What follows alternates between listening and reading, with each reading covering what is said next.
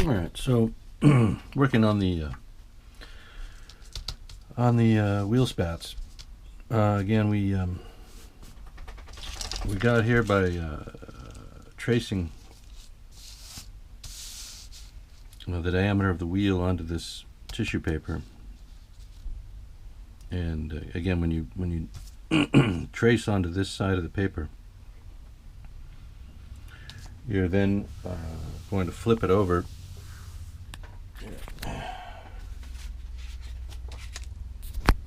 So you trace onto this and then flip it over and rub the tracing onto your cardstock, and that gives you your line to cut. That's why when you see how the line was drawn on here,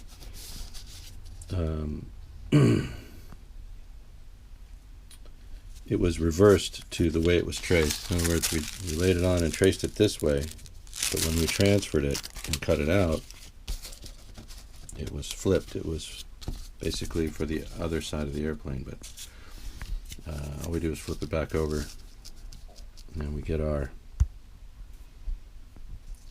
shape of our wheel pants. Anyway, all we needed was one pattern, because you can just flip it over, and that gives us our spats. So this one has had it's been sanded to profile, the profile, and then infilled.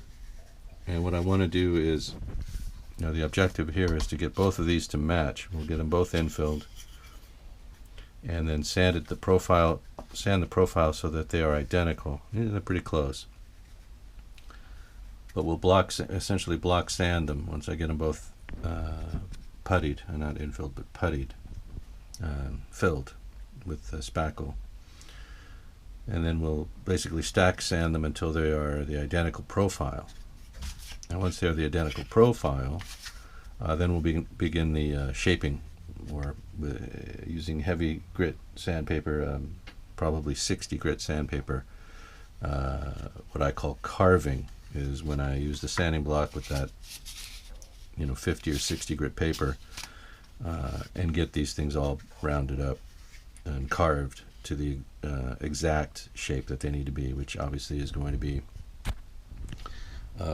teardrop shaped. So looking at it this way, they'll taper down to the trailing edge. They'll taper down to a fine point here. They'll be bull-nosed at the front edge and radiused around the top and bottom. So they're going to get quite a bit of heavy sanding to get these to shape. So the sandwich again consists of the two pieces that are, I don't know what that thickness is, I think it's 1/4 inch at the center, and then two pieces that are 3/32 on either side of those, and then on the outside 1/16 inch thick sheet balsa.